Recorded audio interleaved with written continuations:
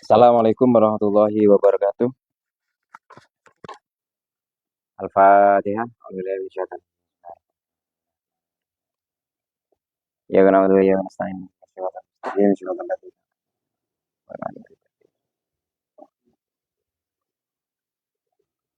Al-Fatihah. Ya kana wa ya nasta'in.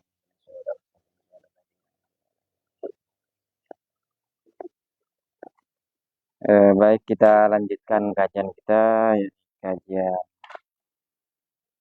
Al-Hikam karya Syekh Ibnu Athaillah. Ini adalah bagian dari keberlanjutan hikmah sebelumnya, bahwa manusia memposisikan di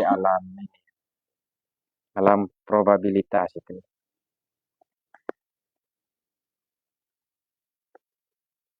Baik, innama wasi'akal kaunu min haitsu jusmaniyatuka walam walam yasika min haitsu subuti ruhaniyatika. Kalau terjemah ini ya secara letterleg itu innama sejatinya wasi'akal kaunu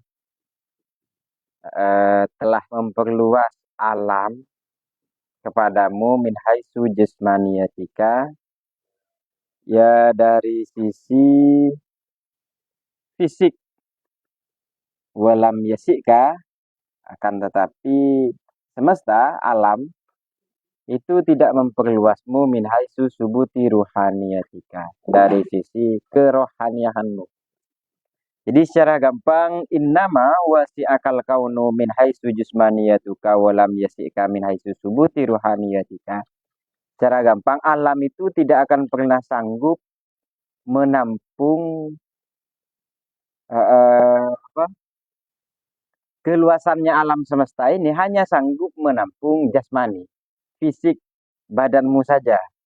Akan tetapi alam semesta ini tidak akan pernah sanggup menampung atau melingkupi sisi rohaniahnya.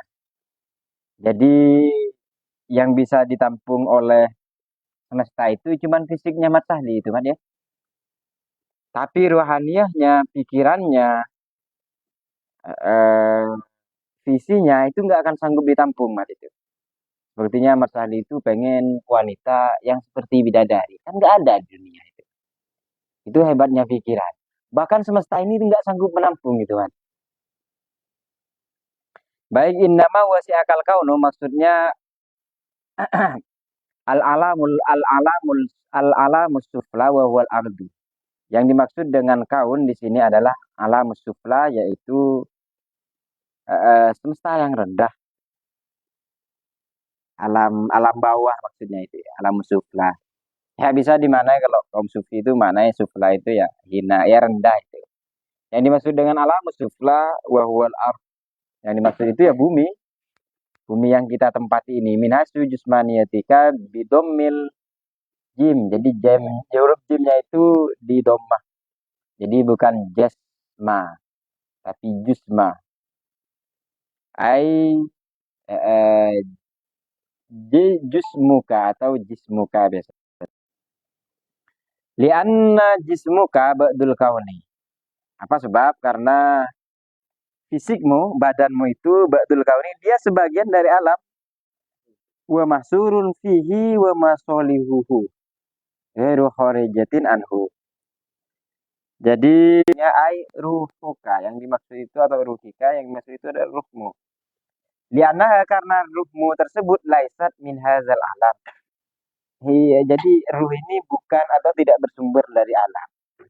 Wala munasabatin bainaha wa bainahu.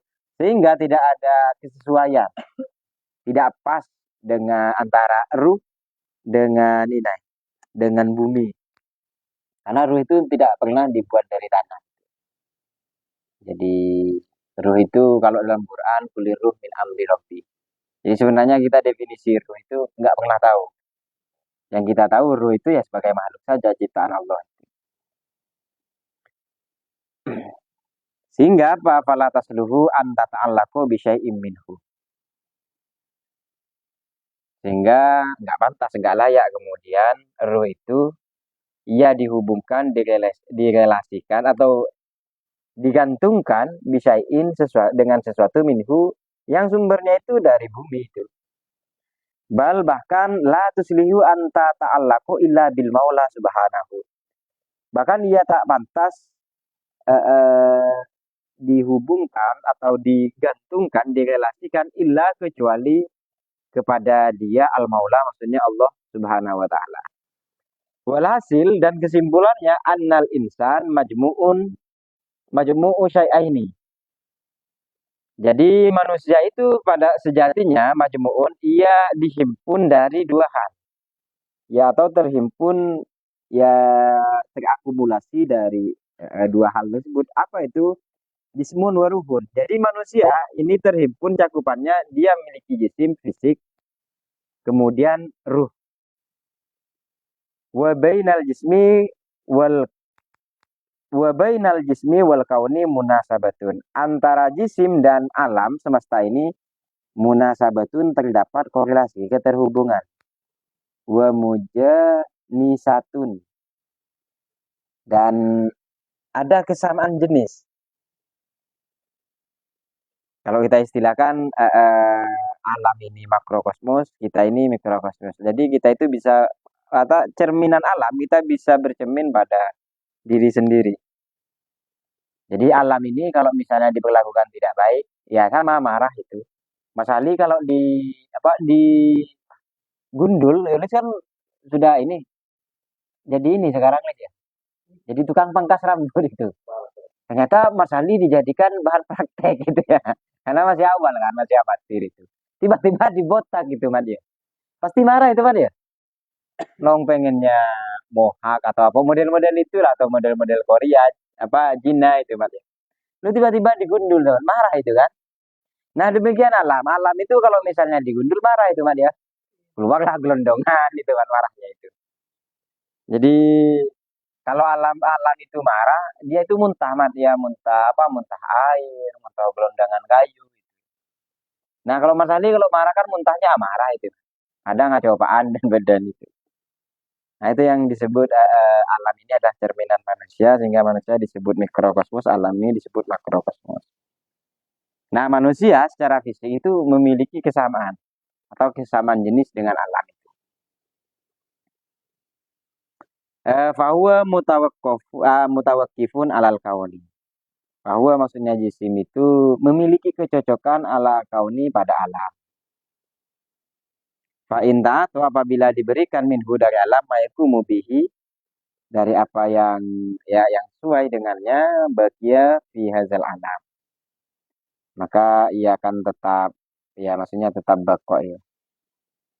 Ya tetap seperti itu fi hazal alam, di semesta ini. Kalau misalnya dia diberikan sesuatu. Wa ila halaka. Kalau tidak, maka ya hancur nanti asbama jarot bila adatul hilali. Ya dia akan hancur ya sebagaimana aturan pemberlakuan yang dibuat oleh Tuhan itu ya, kebiasaan yang dibuat oleh Allah.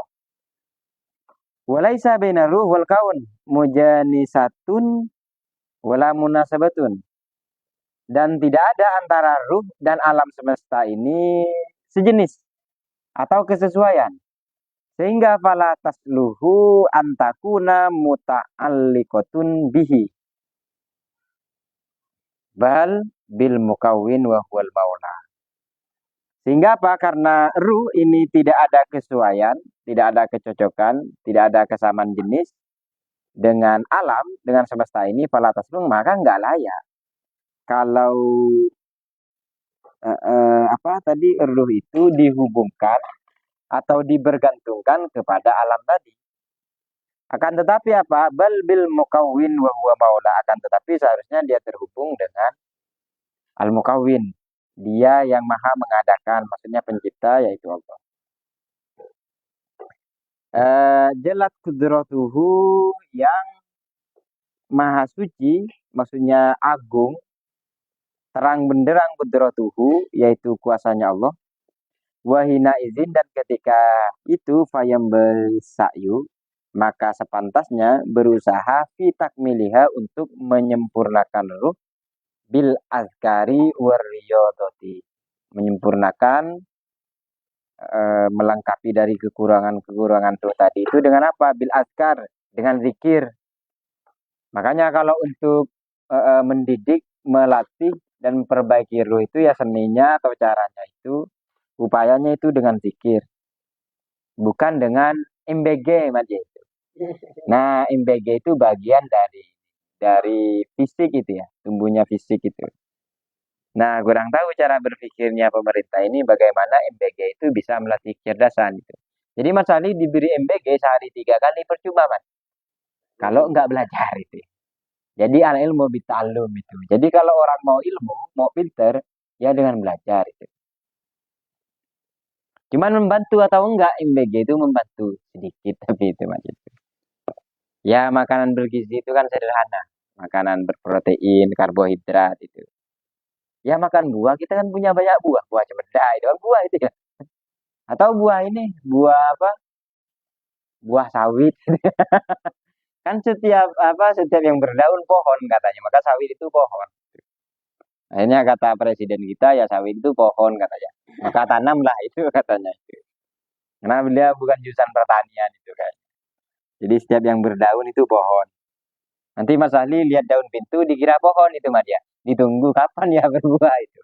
Ternyata daun pintu. Tahu daun pintu kan ya? Apa bahasa orang merah daun pintu. Daun pintu. Jadi ruh cara mendidiknya itu dengan zikir. Nah, sering-sering zikir ini sih ya. Zikir apa nih?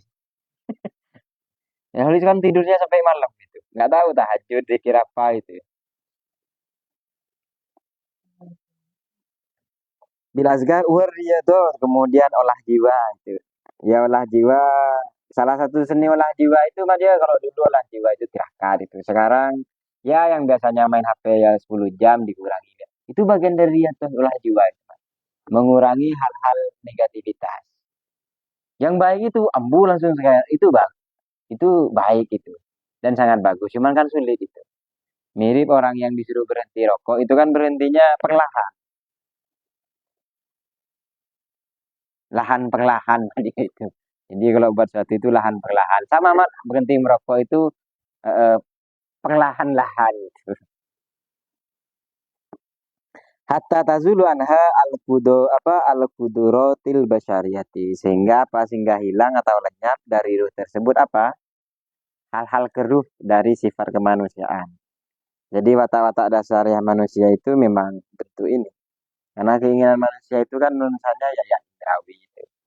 Yang nuansanya menyenangkan, bikin nyaman. Gitu. Makanya disebut di sini kadurotil basyariyah atau ya sifat keruh dari manusia. Atau bahasa bahasa apa?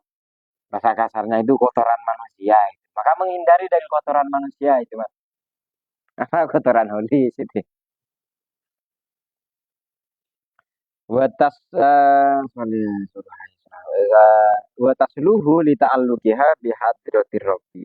Dan sepantasnya ruh itu digantungkan kepada hadirat Tuhan allazi huwa sya'nuha, yang mana zat itu tersebut eh, eh, pada dasarnya al-a'zam, yaitu yang paling agung. Wa amal jismu, sementara jisim fala yang bagil ihtihamu bima yuslihahu. Jadi kalau masalah jisim, fisik, jasmani, seharusnya nggak layak menjadi fokus perhatian bima yuslihahu untuk memperoleh kebaikan darinya. Apa sebab? Fa innallaha, karena Allah tersebut mutakafilun bi, Allah itu sudah memberikan jaminan menanggung terhadap apa tadi itu, terhadap jisim. Wala buddha, dan itu pasti. Walizakila, dan oleh karenanya ini dikatakan adalah ada satu eh, kaum sufi menyatakan ini ya khodimul jismi, wahai budak budak budak fisik ini ya. Wahai pelayan, ya pelayan fisik gitu. Tahu pelayan fisik mana itu ya? Ya sibuk merawat fisik. Di rumah caranya ada apa? perutnya itu berkotak-kotak Alis ya. Pengen nggak yang berkotak-kotak? Di Mas Ali kayak nggak bisa kotak-kotak. Bisa ya. Paling berkatok-katok. Ah, man, buka man. Aja man. Tadi itu man. Nggak boleh pulang kan. Kowe nama itu. Yang kita bagi mulai gimana bang? Pulang berde jajan itu. Kopi man aja man. Buka man. Karena Allah sudah ini sudah mencukupi dan itu pasti. Ya khodimal jismi wahai pelayan fisik kam taski bihidmatihi. Betapa susah payahnya engkau menjadi pelayan fisik tadi itu. Menjadi pelayan, menjadi budak ini. Mulai nafsu. Ya karena apa? Karena sekarang tren-trennya ini ya. Tren-tren artis itu kan apa badan sampai tinggi itu ya. Rambut gondrong atau rambut apa di sisi kuping botak di atasnya ini ya moha itu kan ini ya apa dimulujism buat telubur sementara engkau berharap keberuntungan mimafi usrono sementara di dalamnya itu terdapat kerusakan atau kerugian. Jadi kata beliau ini bagaimana mungkin manusia ini berharap suatu keberuntungan yang mana di dalamnya itu ternyata ya kerugian saja. Sehingga apa alaika bin nafsi, jagalah dirimu atau jiwamu, fastakmil, buatlah ia itu sempurna, ilaha keutamaan-keutamaan roh tersebut. Fa'anta bin nafsi la bil jismi insanun. Kenapa? Karena engkau itu dengan jiwa, dengan nafas itu. La bil jism, bukan karena fisik. Anda itu dianggap manusia. Jadi secara sederhana, kita ini dianggap manusia, disebut manusia, kata Imam Syarqawi ini, karena nafas, karena ruh tadi itu. Bukan badannya itu. Karena fisik ini bisa rusak. Sementara ruh itu ya boleh dikatakan ya abadi itu. Sekalipun dia memiliki permulaan penciptaan. Jadi secara sederhana kenapa kemudian kok alam ini hanya mampu menampung fisik sementara ruh ini tak bisa ditampung oleh alam itu secara sederhana bisa kita telusuri dari sisi indrawi. Dari sisi indrawi kita manusia ini hanya terbatas pada arah. Jadi ada namanya keterbatasan spasial. Jadi mata indrawi ini hanya bisa menjangkau sejauh mata memandang. Tapi beda dengan ruh atau jiwa. Pikiran ini kan akal ini juga bagian dari ruh. Kalau misalnya manusia ini dibagi menjadi dua ya hanya fisik dengan ruhani. Berarti akal, pikiran itu termasuk ruhani. Nah itu bedanya. Kenapa kemudian alam itu hanya bisa menampung itu? Karena ada namanya sisi spasial tadi itu, keterbatasan spasial. Manusia hanya mampu menjangkau sejauh mata mandang. Atau penciuman itu cuma bisa mencium, malah kalah penciuman itu kita kalah dengan ini ya, dengan anjing itu. Ya agak malu kemudian kalau manusia ini dianggap manusia dari sisi fisiknya. Dalam pandangan ini ya. Karena kalau dari sisi fisik kita jauh kalah dengan hewan. Bahkan dari sisi lari kita kalah dengan kuda, memanjat kalah dengan kera, berenang kalah dengan ini. Kemudian dari sisi keberlangsungan. Jadi keberlangsungan hidup manusia ini dari sisi fisik itu bergantung kepada konsumsi. Jadi dia perlu makan, perlu minum, dan sejenisnya itu. Makanya semesta ini hanya bisa menampung itu saja. Kemudian dari sisi akal, manusia kalau empirisme ketergantungan kepada suatu yang empirik, suatu yang bisa dijangkau oleh indrawi. Jadi Holmes ini senangnya sepatu bola, karena yang dia tahu olahraga itu cuma itu. Padahal ada olahraga misalnya Apa misalnya olahraga yang keren selain bola? Ada di situ ya. Ada bulu tangkis misalnya itu. Dan satu-satunya juara bertahan di Indonesia ini kan cuma bulu tangkis yang bisa bersaing di kancah internasional. Kalau bola kayaknya nunggu nunggu ini, nunggu Brasil istirahat apa tidur 50 tahun. Indonesia latihan 50 tahun, Brasil tidur 50 tahun. Setelah itu lawan Indonesia. Kalah lagi. Ternyata kalah lagi Indonesia itu ya. Jadi ini, jadi empiris. Jadi akal itu kalau misalnya dipengaruhi oleh hal-hal yang empirik, hal-hal yang nyata saja, ya pengetahuan manusia hanya sebatas empirisme itu saja. Ya yang dia tahu, yang dia rasakan, yang dia alami. Sekedar itu toh. Cuman beda kalau misalnya dari sisi ruhani.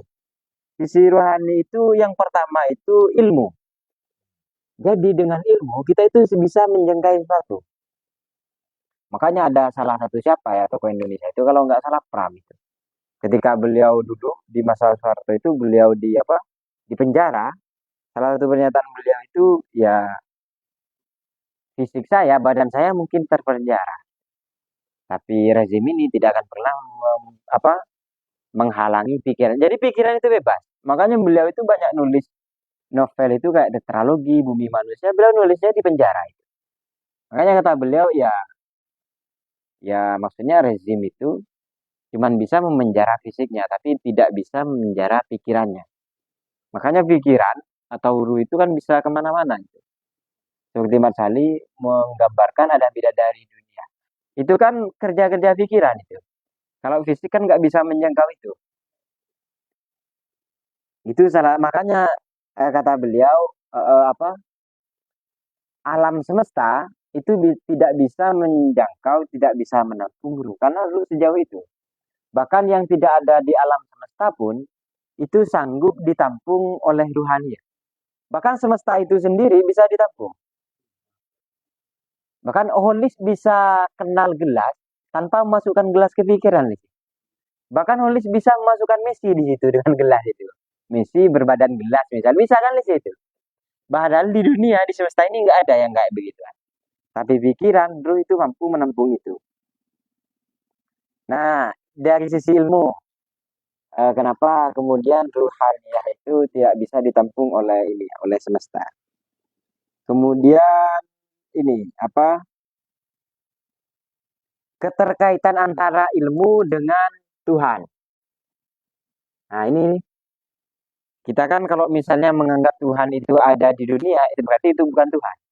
Tapi manusia apa manusia secara rohani bisa menghubungkan antara pengetahuan dengan Tuhan. Bahkan kita berpengapa bertuhan itu bukan karena indrawi, bukan karena mata. Kita nggak pernah melihat Tuhan, akan tetapi kita bisa menyembah Tuhan. Bahkan kita bisa apa bisa mengetahui sebab akibat tanpa melihat apa itu sebab akibat. Mungkin kita bisa apa mengetahui bahwa air itu mendidih karena api. Orang mengatakan bahwa mendidih itu kan karena api ini ada api di sini sehingga air itu mendidih. Padahal air itu juga bukan karena api dia bisa mendidih. Dia bisa juga karena ditaruh di atas matahari, misalnya dekat sedikit, atau misalnya ditaruh di ini. Dia kan juga bisa panas, bahkan bisa mendidih. Kalau misalnya panasnya itu berapa Celcius, mirip dengan api. Berarti kalau kita melihat apa melihat dari sisi empirik, dari sisi fisik saja tentu saja yang menyebabkan air mendidih itu ya berarti nggak cuma api, bisa matahari berarti. Dan boleh jadi karena eserepoholis atau karena holis rokok tak temate misal dua are SBI setting bisa mendidih juga. Kita kan bingung yang menyebabkan air mendidih itu karena apa? Kalau secara fisik, apakah api kah, matahari atau holis? Tapi pikiran bisa menampung itu. Ruh itu ruhani ya, kecerdasan ruhani itu bisa menampung itu. Bahwa air mendidih itu adalah akibat sementara api itu sebab. Terserah yang membuat mendidih itu entah air, entah holis, entah matahari. Yang jelas dia itu sebagai sebab, mendidih itu sebagai akibat. Nah, akibat dengan sebab itu tidak pernah ada di dalam dunia nyata. Jadi secara empirik itu nggak ada secara nyata. Tapi di pikiran, dia itu bisa ditangkap, bisa dijangkau. Itu salah satu kehebatan apa sisi ruhani ya. Makanya penting kita itu belajar merawat pikiran, Lis ya.